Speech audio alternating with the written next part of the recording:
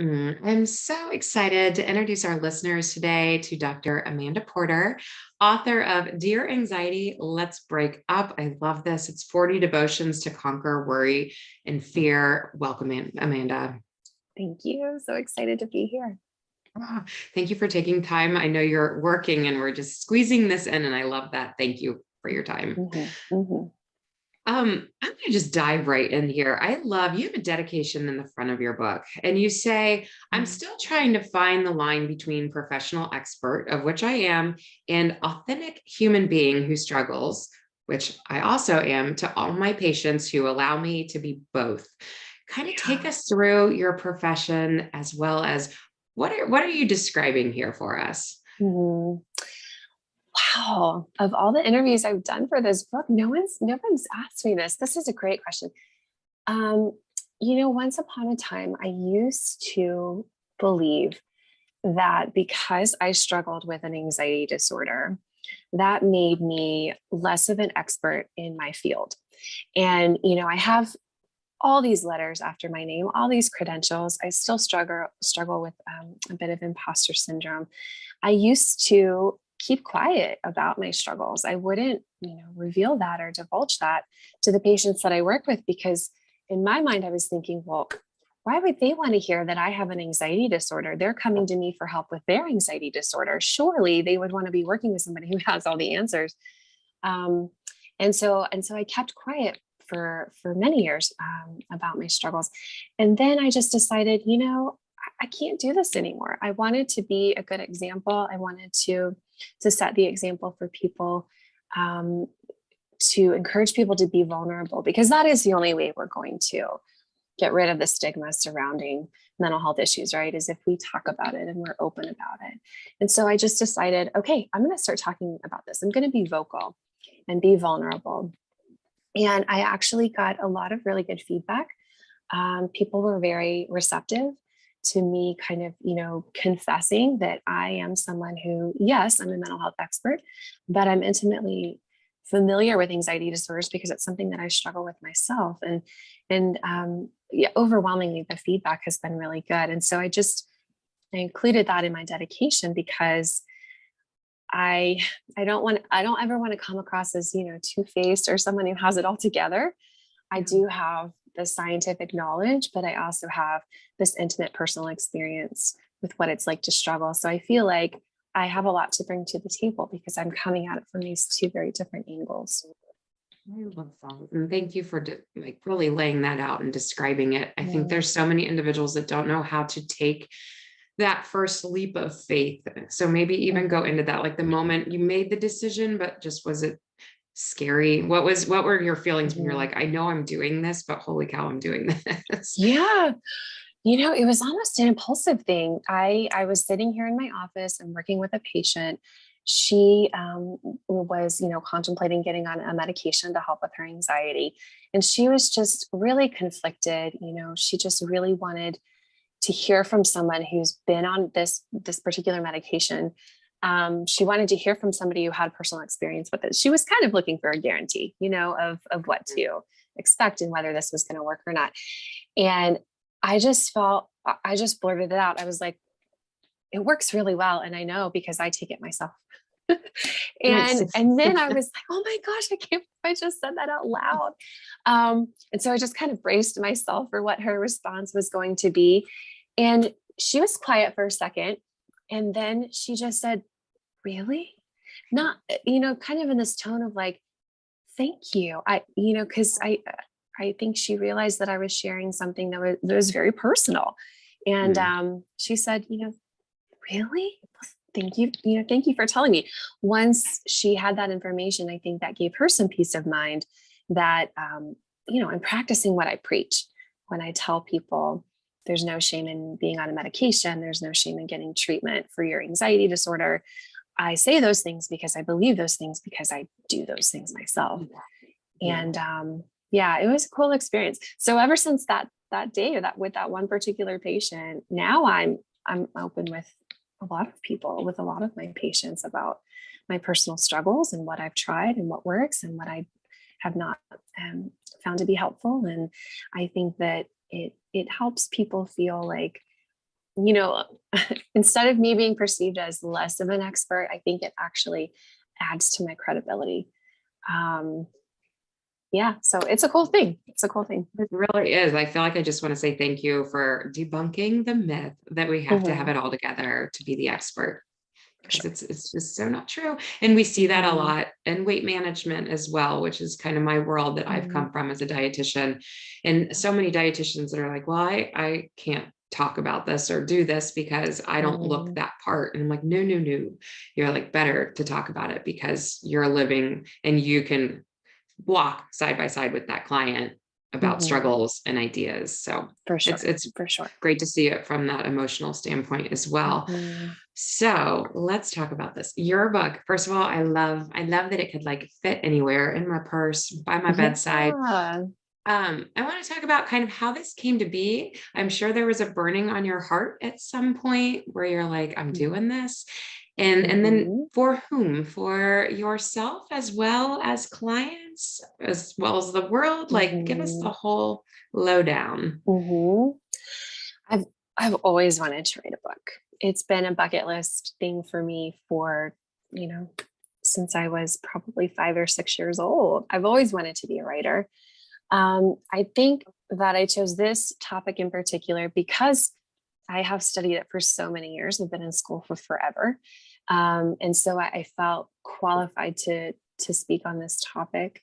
I think it was a mixture also of me wanting to share my story. So it's not a memoir by any means, but I do talk a lot about my personal struggles in the book. I also wanted to have a resource that I could provide my patients who are struggling because, you know, if I'm lucky, I am face to face with somebody maybe a half hour once a quarter, you know, maybe once a month if someone is really ill and needs to see me more frequently.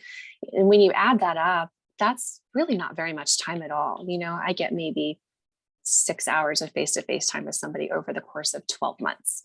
And so a big part of their recovery is happening outside of my office. And so I wanted to be able to equip them and just say like, here's a resource. If I had endless amounts of time to spend with somebody face to face, this is what I would say to them and be Mhm. able to provide that, you know, in written form. Um, I think ultimately, yeah, I wanted to kind of chip away at the nuance surrounding Christians who struggle with mental health issues. There is a lot of tension there, you know, that overlap between the world of faith and the world of mental health. And so I wanted to speak to the rub there as well. And so that was another big goal in writing the book. Well, thank you for bringing that up. I was going to ask you if you come against any kickback with that, that like even within your work or Mm, within, you know, a client base, is that you're very open about it's very Christian mhm. based. Uh, Yes, yes, and I'm sure I make sure to tell patients that, you know, if they say, "Oh my gosh, I heard you wrote a book," and I'll say, "Yeah, I hope you love it. It does have a spiritual flavor to it, and you know that's not everyone's jam, and I understand that." Um, but there's this whole notion, there's a whole idea that Christians who struggle with an anxiety disorder or a mental health issue are sinning in some way, and I think that's pretty toxic theology. I could not disagree with that more. And so in the book, I really wanted to, you know, drill down on what I believe are the facts here, which is that anxiety is not a sin because of what I know as a scientist and as a clinician. I know that anxiety is a very innate physical thing. We're all wired up with the stress response. It's just how we were created. How we choose to handle our anxiety, that can certainly lead to bad decisions and maybe some sinful things. But the initial onset of that anxiety stress response, that's not something that we can control. So I don't think that it's a sin. Why would God create us in that way and then, you know, um, become upset or angry with us for our struggles?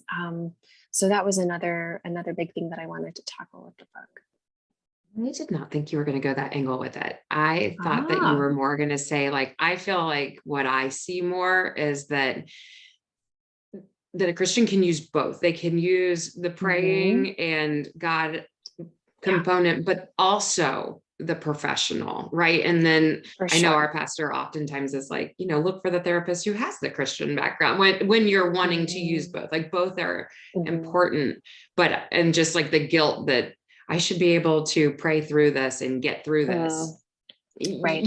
where it's Oh, fast for you to yes. be like, no, Oh no, my we need gosh. both, and Yes, it's very yeah, much a both and thing, right? It's not an either or. And I don't, yeah, this is where it gets really sticky because I do believe that if you claim to follow Jesus and you're struggling with a mental health issue, I do believe in the power of prayer. And I do believe in, immersing yourself in scripture. And I do believe in getting involved in a faith community.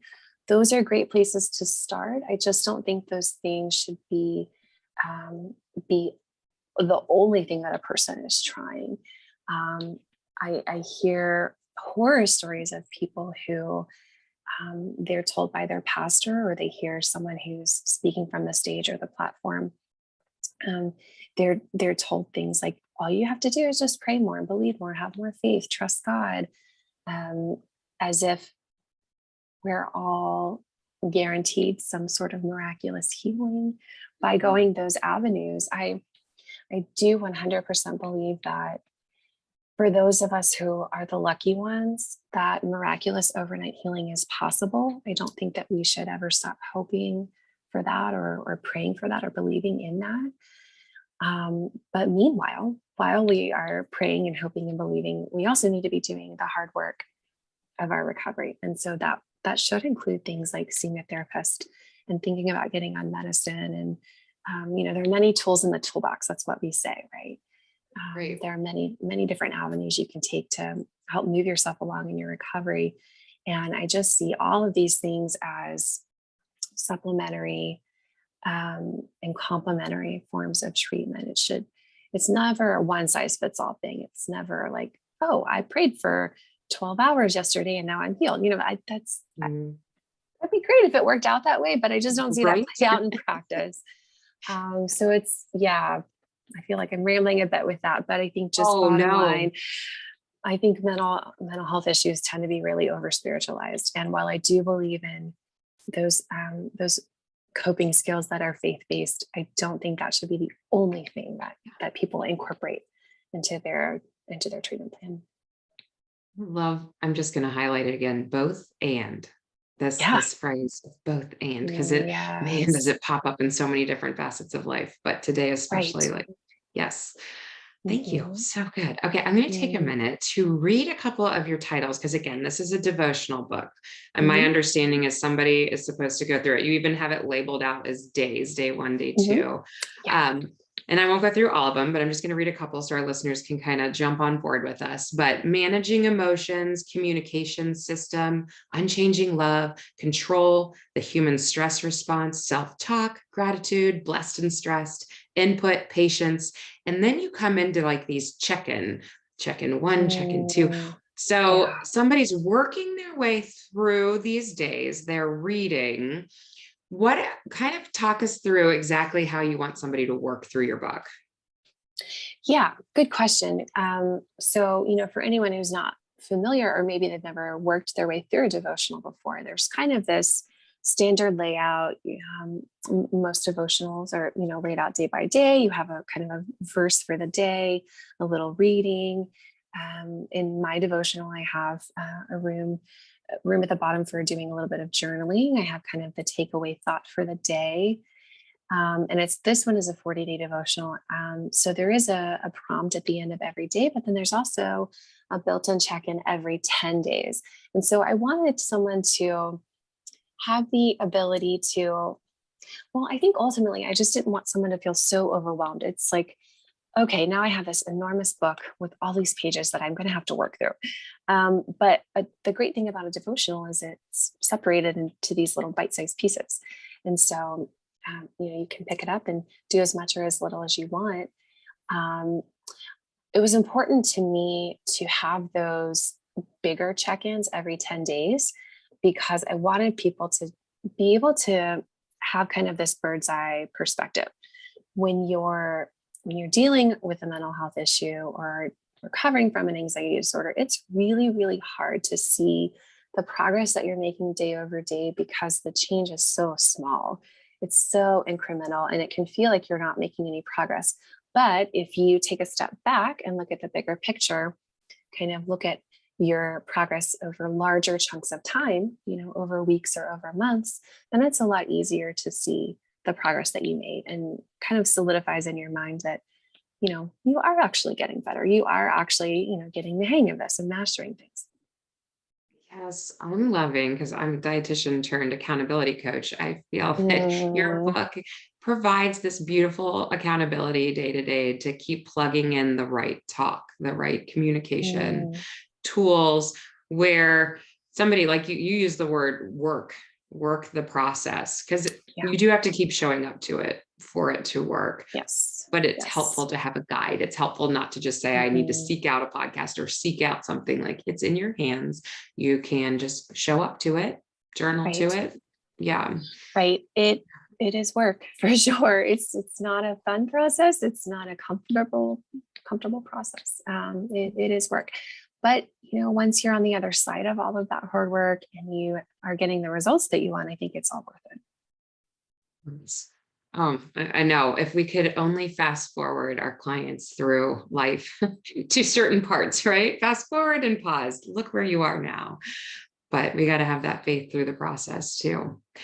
Um, so do you does each one of your clients get this book or do you just tell them that it exists? And like, how does that work? Oh gosh, I didn't quite catch the whole question. I think my Oh, internet that's might be okay. going out. Can you Just, say that again, no, Lindsay? that's okay. We can edit. Okay, um, perfect. I was just wondering if each of your clients gets a book. Are these like on your shelf ready to walk out the door with, or do you just let them know that it exists and if they would Oh, like to participate?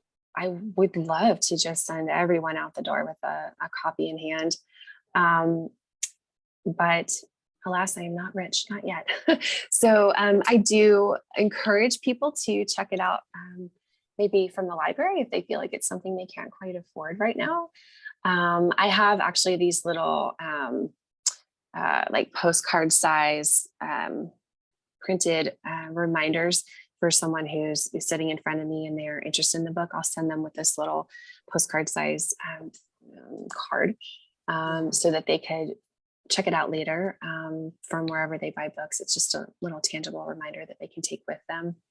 Um, but yeah, I was super stoked to see that because I'm based in Cincinnati and our public library is phenomenal. I love going to our library. So I was, of course, super stoked to see that they have 8 copies of my book in the library Mhm. system. And so I'm, really mindful of telling all my patients, like, I'm not money hungry here.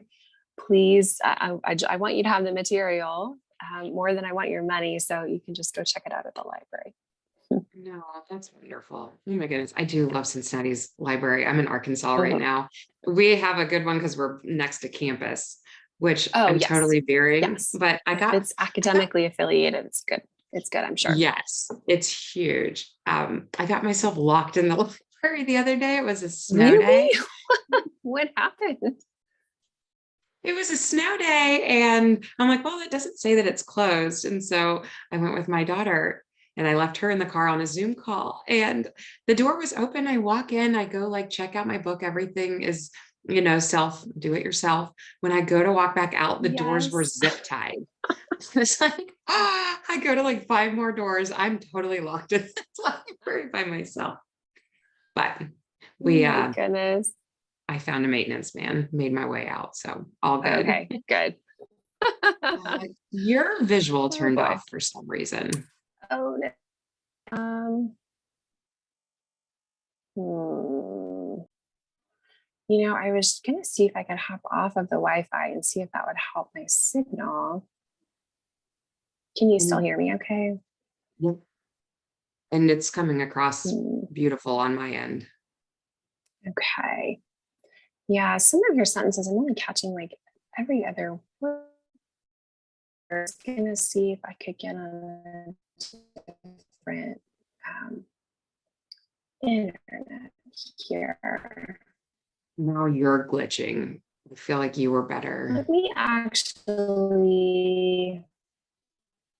because we can edit them. We Okay. can. And we're wrapping up. So if we could just like for 5 more minutes. Yeah. Yeah. How's that? Were you on your original? Now you're glitchy. Any better? Maybe. Maybe. We'll just try to. Okay.